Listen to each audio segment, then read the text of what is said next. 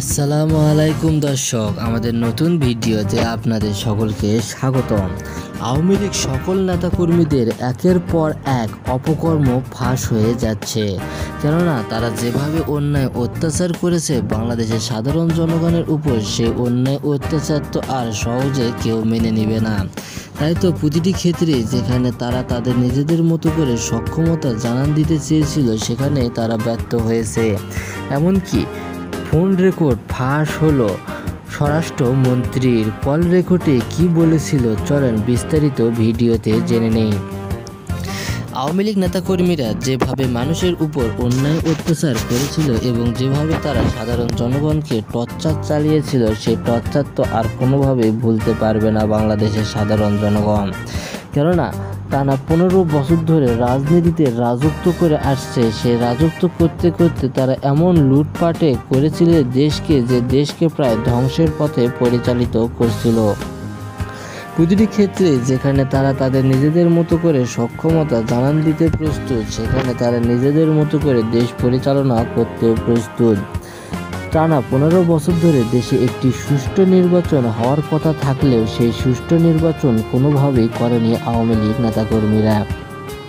আওয়ামী লীগ নেতাকর্মীরা নানা তালবাহানা দেখিয়ে বলেছিল যে দেশে যদি সুষ্ঠু নির্বাচন করতে হয় তাহলে সেটি আওয়ামী লীগ নেতাকর্মীদের দ্বারাই সুষ্ঠু নির্বাচন করতে হবে, আর দেশে সুষ্ঠু নির্বাচন করতে হলে আওয়ামী লীগ নেতাকর্মীরাই সেই সুষ্ঠু নির্বাচন করতে পারবে, তাছাড়া কেউ সুষ্ঠু নির্বাচন করতে পারবে না। কিন্তু এটি যে সম্পূর্ণ ভুল এবং ভিত্তিহীন তা বারে বারে নির্বাচনে প্রকাশ পেয়েছিল। বিএনপি কিংবা জামাত কিংবা অন্য যেসব দলগুলো রয়েছে, সকল দলের নেতাকর্মীরা চেয়েছিল যে দেশে যেন একটি সুষ্ঠু এবং তত্ত্বাবধায়ক সরকারের অধীনে নির্বাচন অনুষ্ঠিত হয়।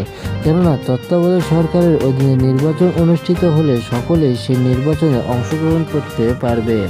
কিন্তু আওয়ামী লীগ নেতাকর্মীরা যে কোনোভাবে তাদেরকে তত্ত্বাবধায়ক সরকারের অধীনে নির্বাচন করতে দিবে না।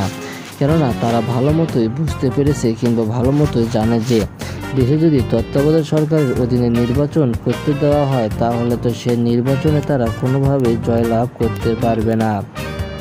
তাই তো প্রতিটি ক্ষেত্রে যেখানে বাংলাদেশের নির্বাচন ইস্যু নিয়ে একের পর এক দৃষ্টিভঙ্গির কথা বলা হয়েছিল, সেই দৃষ্টিভঙ্গি থেকে এবার পুরো দল দেশ দিশেহারার পথ থেকে রক্ষা পেতে চলেছে। একটি দল কিংবা একটি রাষ্ট্রের নাগরিক কোনোভাবেই চায় না যে সে দেশের মানুষজন কিংবা সে দেশ ধ্বংসের পথে পরিচালিত হোক। কিন্তু আওয়ামী লীগ নেতাকর্মীরা তারা শীর্ষস্থানের নেতাকর্মী হয়েও বারে বারে বাংলাদেশের ধ্বংস চেয়েছিল। কেননা বাংলাদেশের সাধারণ জনগণ কি চায়, তারা কিসে খুশি, সেই দিকটি কোনোভাবে কিংবা কখনোই ভেবে দেখেনি। তারা নিজেদের মতো করে দেশ পরিচালিত করেছিল এবং নিজেদের মতো করে দেশ পরিচালিত করতে করতে এমন এক পর্যায়ে পৌঁছে গেছিল যে যেখান থেকে তারা আর কখনোই ফিরে আসতে